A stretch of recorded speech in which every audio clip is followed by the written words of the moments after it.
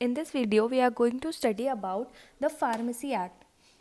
अब हमारे सिलेबस के अकॉर्डिंग हम डिफरेंट एक्ट्स पढ़ने वाले हैं, जिसमें से the first is pharmacy act. It was passed in 1948. हमें सारे जो हमारे एक्ट्स हैं हमारे सिलेबस में, हमें उनकी डेट्स अच्छे से लर्न होनी चाहिए in order to enhance the status of pharmacy profession in India. जो हमारा फार्मेसी प्रोफेशन है, पहले उसकी इतनी ज़्यादा हमने देखा खुद ही, जो हिस्ट्री हमने पढ़ी कि उसमें इतनी ज़्यादा उसकी इतना नोन नहीं था वो प्रोफेशन. तो ताकि ये प्रोफेशन अलग से नोन हो, इसलिए फार्मेसी एक्ट पास किया गया था. डेफिनेशन में we have agreement approve central council. It means to agree with certain people as per section 20. It means the approval of central council under section 12 to 24. Central council means the council that overtakes whole country constituted under section 3. Now let's see what are the aims and objectives of Pharmacy Act. The major aims and objectives are it frames uniform education and training for the future pharmacist. हम कोई भी, अगर हमें पता है हम जो syllabus भी पढ़ रहे हैं, सपोज आप लोग बी फार्म कर रहे हैं या फिर डी फार्म कर रहे हैं, डिप्लोमा कर रहे हैं या बैचलर्स है, तो उसमें हमारा जो भी सिलेबस है वो पीसीआई से अप्रूव होकर आता है, पीसीआई की साइड से आता है. वो चाहें तो उसमें कुछ चेंजेस कर सकते हैं, मॉडिफिकेशंस कर सकते हैं, वो चाहें तो उसको एज इट इज़ चला सकते हैं. तो ये जो है ये आता है हमारा through PCI, that is pharmacy council of India, as per the pharmacy act. It also maintain control of person entering the pharmacy profession and also restrict the practice of profession only by trade professionals. ये maintain करते हैं कि जो हमारे जो person है जो pharmacy profession में एंटर हो रहे हैं वो ठीक है या नहीं, और ये भी प्रोहिबिट करता है कि किसी तरह से कुछ मिसयूज़ फार्मेसी इस प्रोफेशन का कोई ना कर सके. Next we have the pharmacy council of India. ये बहुत ज़्यादा इंपॉर्टेंट पार्ट है फार्मेसी एक्ट का. अगर मैं एग्जाम पॉइंट ऑफ व्यू से बताऊँ तो अगर हम फार्मेसी काउंसिल ऑफ इंडिया आपसे अलग से भी पूछा जा सकता है, या फिर पूरा फार्मेसी एक्ट भी पूछा जा सकता है, तो उसमें भी ये इंक्लूडेड होगा. तो ये एक बहुत इंपॉर्टेंट पार्ट है of our syllabus. The council which has provision for the constitution of central council of pharmacy is known as pharmacy council of India. The PCI is constituted after every 5 years in the following members included in it. हर 5 साल बाद constitution उसका होता है, change होता है. उसमें कौन कौन से लोग इंक्लूडेड होंगे? 6 पर्सन हमारे होंगे that are from teaching staff, किसी भी यूनिवर्सिटी या फिर कॉलेज में से जो फार्मेसी परस्यू करवा रही हो और एक नॉन मतलब अच्छा यूनिवर्सिटी हो. ठीक है. 6 पर्सन होंगे that are nominated by central government and they should be engage in the practice of pharmacy. मतलब जो हमारे जो फार्मास्यूटिकल स्टोर्स होते हैं उनको रन आउट करने में वो लोग इंक्लूडेड होंगे. 1 person is elected by the medical council of India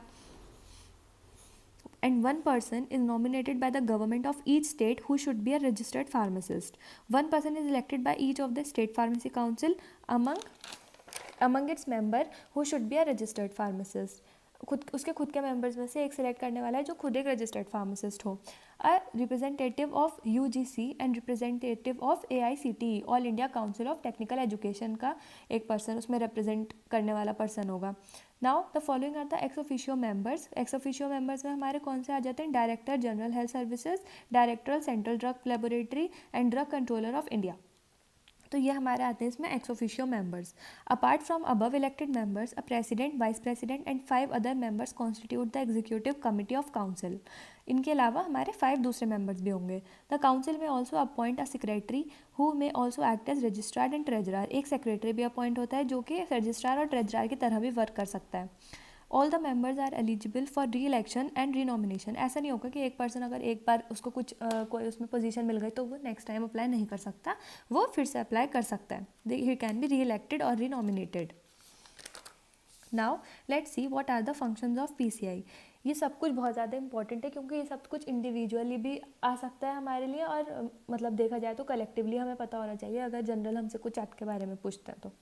now various functions are, first is the education regulation. हमें पता है, मैंने आपको बताया जो भी सिलेबस हम पढ़ते हैं वो पीसीआई से पूरा अप्रूव होकर आता है. The education regulation is laid down by PCI which is govern by the central government and maintain uniformity among the member of this profession. Uniformity मतलब ताकि जो भी पर्सन हो या फिर जिस भी, ऐसा नहीं है किसी कॉलेज में कुछ पढ़ रहे हैं किसी कॉलेज में कुछ पढ़ रहे हैं, जो भी मतलब एजुकेशन उन्हें दी जा रही है या फिर जो भी उन्हें सिलेबस कवर करवाया जा रहा है वो हर जगह यूनिफॉर्म हो. नेक्स्ट इज अप्रूवल और विड्रॉल ऑफ इंस्टीट्यूशन. हमें ये तो पता ही होगा आप लोगों को कि कोई इंस्टीट्यूशन या कोई कॉलेज अगर हम लोग खोलते हैं या फिर यूनिवर्सिटी में अगर हम कोई अप्रूवल लेते हैं, हमें फार्मेसी उसमें स्टार्ट करनी होती है तो हमें उसका अप्रूवल लेना होता है from pharmacy council of India. ठीक है. वो चाहे तो वो अप्रूवल दे सकती है और वो चाहे तो वो विड्रॉल भी कर सकती है, एक चलते हुए कॉलेज को बंद भी कर सकती है. क्योंकि कुछ कंडीशंस होती हैं, कुछ गाइडलाइंस होती हैं कि एक कॉलेज में ये चीज़ें होनी चाहिए, ये चीज़ें नहीं होनी चाहिए, उसके मतलब अकॉर्डिंग ही हमें अपनी कॉलेज या ऑर्गेनाइजेशन चलानी होती है, अपना इंस्टीट्यूशन। कुछ कॉलेजेस में ऐसा होता है कि वो मतलब दिखाते हैं बट उस तरह से चीज़ें नहीं चल रही होती हैं, तो उसके पास पावर है पीसीआई के पास कि वो उस कॉलेज का जो लाइसेंस या फिर जो अप्रूवल है वो विड्रॉल कर सकती है, वापस ले सकती है, ठीक है। तो इसीलिए टाइम टू टाइम क्या होता है, पीसीआई के इंस्पेक्शंस होते हैं इस तरह के कॉलेजेस, हर कॉलेज में। The constitution get the approval to continue the course of pharmacy from PCI. The PCI also has the power to withdraw the approval.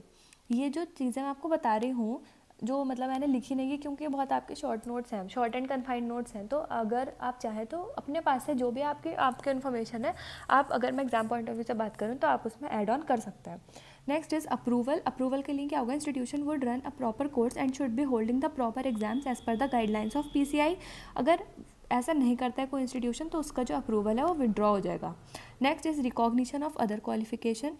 The council can recognize any other qualification by the authority outside India, providing that it guarantees the technical skills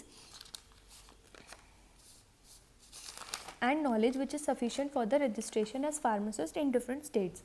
जो suppose कोई person है वो कहीं और से इस तरह का कोर्स करके आया है तो पीसीआई के पास ये भी पावर है कि वो उसको रिकॉग्नाइजेशन दे सकती है। Next we have the state pharmacy council. State pharmacy council is constituted by single state. अगर कोई काउंसिल है जो सिर्फ सिंगल स्टेट के मतलब थ्रू कॉन्स्टिट्यूटेड है तो वो हो जाएगा हमारा state pharmacy council. State pharmacy council में क्या क्या कौन कौन होंगे हमारे, इलेक्टेड मेंबर्स, नॉमिनेटेड मेंबर्स और एक्स ऑफिशियो मेंबर, जिसमें अलग अलग तरह मेंबर्स होंगे। ये आपको अच्छे से देखना है और मेमोराइज भी करना है कि किसमें कितने कौन से मेंबर्स होते हैं। इलेक्टेड मेंबर्स होंगे इसमें 6 रजिस्टर्ड फार्मासिस्ट होंगे हमारे, एंड 1 मेंबर होगा जो इलेक्टेड होगा by medical council of state. Nominated members में हमारे 5 मेंबर्स आते हैं जिनके पास डिग्री इन फार्मेसी होने चाहिए, मतलब बी फार्म होने चाहिए वो लोग, and nominated by state government.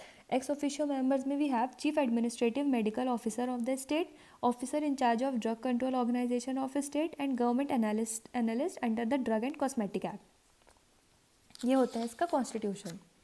Next, we have the Joint State Pharmacy Council. When 2 or more states enter into an agreement in which one state agree to serve the needs of other state, the Joint State Pharmacy Council is formed.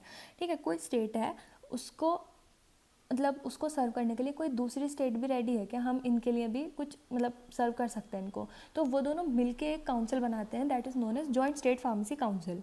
इसमें कौन कौन होगा, हमारे elected members में होंगे 3 to 5 registered pharmacist elected among themselves. 1 person होगा जो elected होगा by medical council of each participating state among its members. Nominated में we have 2 to 4 members nominated by each of the participating state, out of which half should possess degree और diploma in pharmacy. Ex officio members में होंगे हमारे chief administrative medical officer of each of the participating state, officer in charge of drug control organisation of participating states, the government analyst of each state. ये हो जाएगा हमारा state and joint pharmacy council. Next we have the registration of pharmacist. अगर एक pharmacist है, अब उसको उसका रजिस्ट्रेशन भी होना ज़रूरी है। The names of registered pharmacist are entered in the register which are maintained by the central council and state pharmacy council. एक रजिस्टर होता है जिसमें एक सपोज सेंट्रल तो हमारा हो गया पूरे कंट्री का और स्टेट हो गया हमारा किसी पर्टिकुलर स्टेट का, तो इस तरह से हमारा जो रजिस्ट्रेशन है उसके रजिस्टर्स बनते हैं और उसमें सारा डेटा उनका एक जगह इकट्ठा होता है। Pharmacy act provide for the registration of pharmacist having the prescribe qualification to regulate the entry of person in this profession. इसमें क्या होगा, कुछ मतलब प्रेस्क्राइब्ड है कि अगर ये डिग्री है उसके पास या फिर ये डिप्लोमा है तो फिर ही उसको लाइसेंस मतलब उसका जो रजिस्ट्रेशन है वो हो सकता है इन रजिस्टर्स में। फॉर एग्जांपल अगर हम बैचलर्स हैं इन फार्मेसी तो हम कर सकते हैं रजिस्ट्रेशन, अगर हम डिप्लोमा इन फार्मेसी है तो भी हम कर सकते हैं registration. The 2 types of register that are made by the state councils are, first register में for entry of the name of first register and approval of 3 persons of council, and a register is appointed by the notification the official gazette. And next the subsequent register, इसमें क्या होता है, it is maintained by the state government for the registration of persons having specified qualification and fulfilling criteria. General qualifications क्या है for registration?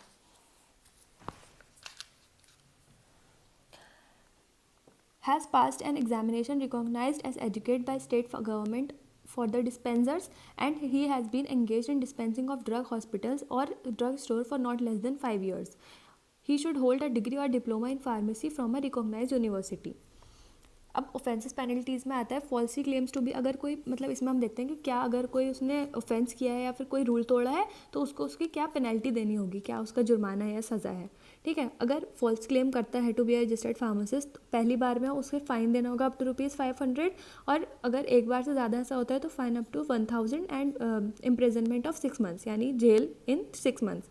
अगर वो dispense करता है बाय एन अनरजिस्टर्ड पर्सन, जो कि बहुत ज़्यादा कॉमन है हमारे इंडिया में, तो क्या होता है 6 मंथ्स ऑफ जेल होगी और या फिर फाइन होगा अप टू ₹1000। और अगर वो फेलियर हो, मतलब हमारे पास लाइसेंस होना चाहिए, जाहिर सी बात, अगर हम कोई मेडिकल स्टोर रन कर रहे हैं और वो लाइसेंस उस टाइम पर नहीं दिखा पाता है तो उसे ऑन द स्पॉट उसे ₹50 का फ़ाइन देना होगा। ठीक है, so these are certain offences and penalties, और यह है हमारा फार्मेसी एक्ट जो बहुत ज़्यादा इंपॉर्टेंट है अगर मैं बात करूँ in the syllabus of pharmaceutical legislation.